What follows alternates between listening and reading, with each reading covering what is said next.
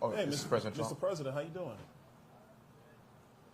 Well, I'm going to put you on speaker, but actually a great question just came up. We're talking about regulations and some of the things that can be done to alleviate the regulation burdens on a lot of businesses. But I'm going to put you on speakerphone for everybody to hear. Hold on a second. All right, everybody, you're on with the president. Hello, Mr. Hey, President. Mr. President. Hello, everybody. It's great to be with you. I hope I'm being well represented. I have a feeling I am. I know them very well. So I hope so. No, you are, sir. But a question came up about regulations. And so what's your view of what we need to do with regulations when you come back into office? Well, as you know, I cut taxes and regulations more than any other president. We had the biggest tax cut, bigger even than the Reagan tax cuts. And I also cut regulations far more than any other president. And they have put a lot of them back already.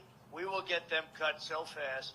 And, you know, it's very interesting when I went to business leaders and said, which was more important, these big tax cuts or these big regulation cuts? Almost every one of them said regulation cuts. Yeah. And it made a big difference to their businesses, small businesses and big businesses. Great question. Awesome. Anybody else got a question for the president? I mean, I want to tell him that black folk will vote for him if he get gas under $1. All right, so Mr. President, the statement, I'm not going to call it a question, the statement is black folks are voting for you if you get gas under $1. Oh, well, I tell you, I got it pretty close. We had it for a little while. You know, we talk about $1.87, and now it's on its way up. As you see what's going on. I'm seeing $4. I'm seeing $4.50, depending on where you buy it. But we actually had it to $1.87, and we had it to $1.52 at one point. Wow. You know, different points. But we had the gasoline as low as it's been in a long time. So I don't know if I can guarantee $1, but we're going to get it as low as we can, and that's a big spur for the economy. The lower you get it, that's a big spur for the economy. Hey, Mr. President, it's Wesley Hunt here. How you doing, sir? Hi, Wesley. I got a question for you. You've been talking a lot about no tax on tips. If you could kind of talk about that and what impact that would have, not just on the black community, but on everyone. I think it's a winner for all of us, and it's your idea. So if you could kind of talk about that, that'd be great, sir. So about a month ago, I was at my building in Las Vegas having dinner with some big people, business people that were, you know, planning some big developments and things. And the waitress came over and said, how you doing? And she said, oh, the government is after me all the time for my tax on tips. I said, really? They do that? He said, yeah, Biden just made the regulations much tougher. And it's very tough nowadays, tax on tips. And I said, how would you like to be no tax on tips? Because first of all, it's very hard, you know, it's a very hard thing to control from the government standpoint. But the people are very unhappy about what's happening, especially the new regulations. And anyway, I just came up with the concept of no tax on tips. Let the people earn what they earn. And I'll tell you, it has been so popular, beyond anything. I've never seen anything like it. So we have no tax on tips. Vote for Trump, no tax on tips. Hey, Mr. President, we have Ben Carson's here with us. Hey, Mr. President, how you doing? Hi, Ben. I'm good, Ben. You know, what you said about the regulations is so important. At HUD, we were able to get rid of over 2,000 regulations. Right. And it made it so much easier to get things done in general.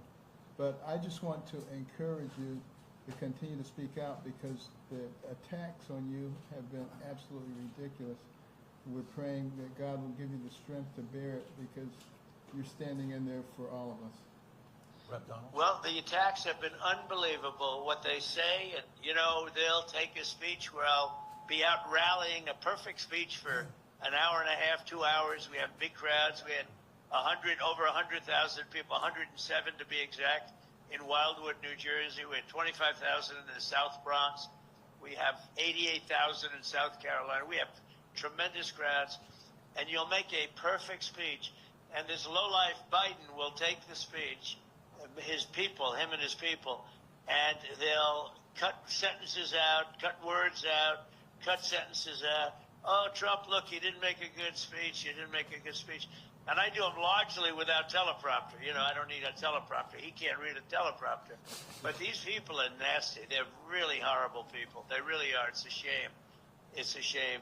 I've campaigned a lot over years, not even, you know, for myself, but in particular, I've campaigned against some pretty bad people for others. But there's never been anything like this. They make up things.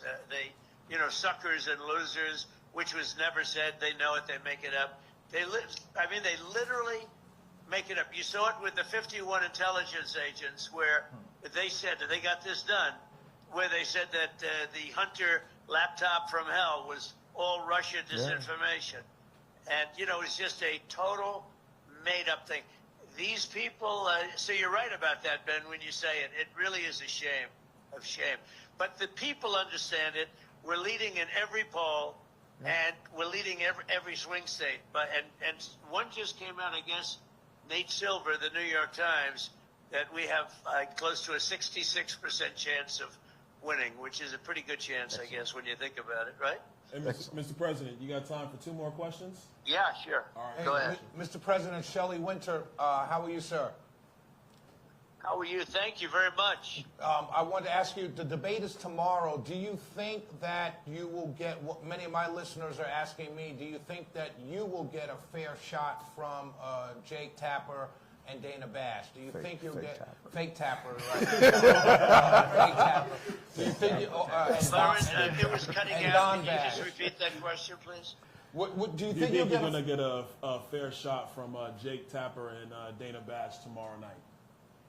Well, I think it would be good for them if they did it. I think probably not.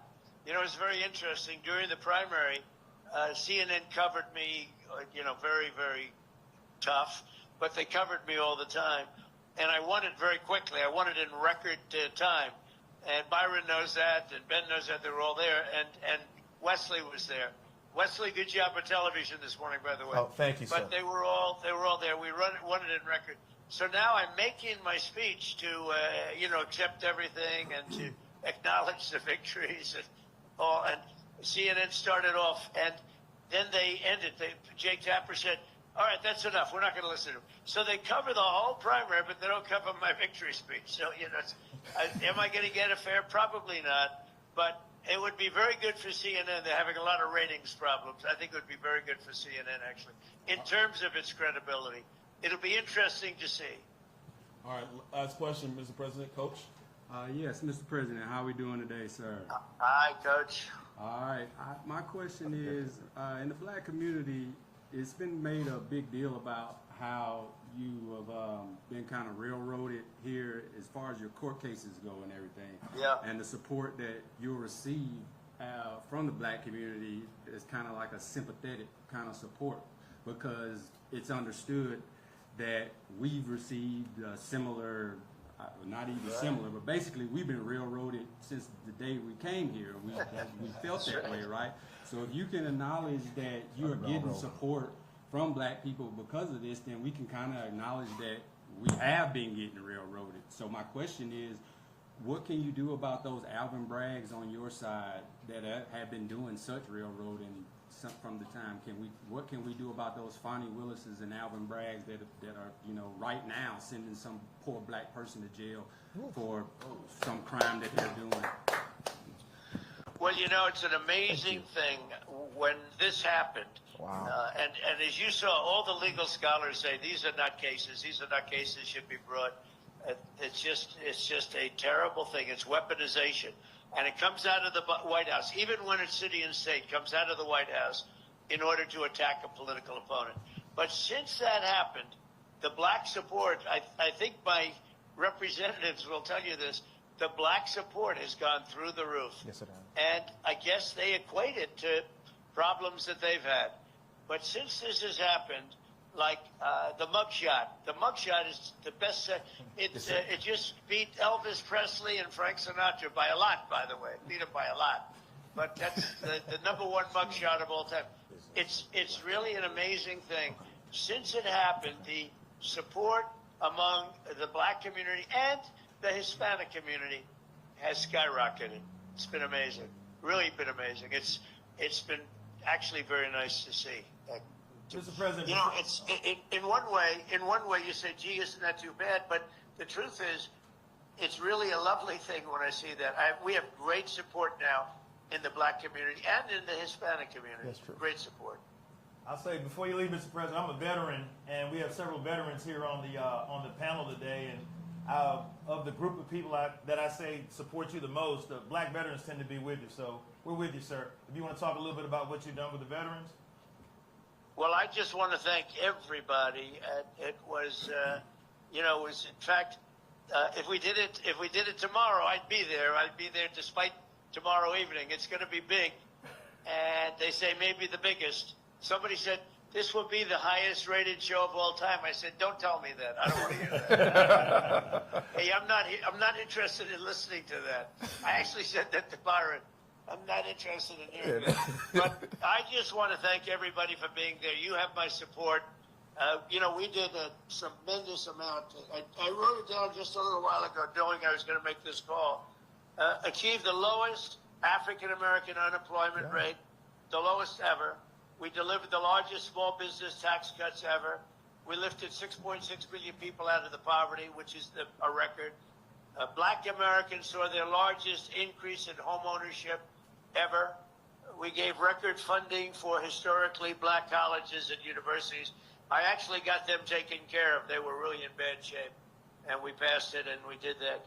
We passed historic criminal justice reform, which nobody else could get. And when I left office, we had almost no inflation, virtually no inflation, which is a killer in the black community and every other community, frankly. And it's just a killer. We had absolutely the best, most beautiful. We had very little inflation. And now the inflation is a disaster. It's killing the black community, and it's killing the country, inflation. It's known as a country buster. So we did all those things, and, you know, nobody else came close. And we'll do them again, and we'll do them even better. All right, Mr. President, thank you. Thank you, sir. See you tomorrow. Thank you all. Okay, I'll see you tomorrow. Hope I see you all tomorrow. Thanks a lot. Yes, sir. Bye, everybody.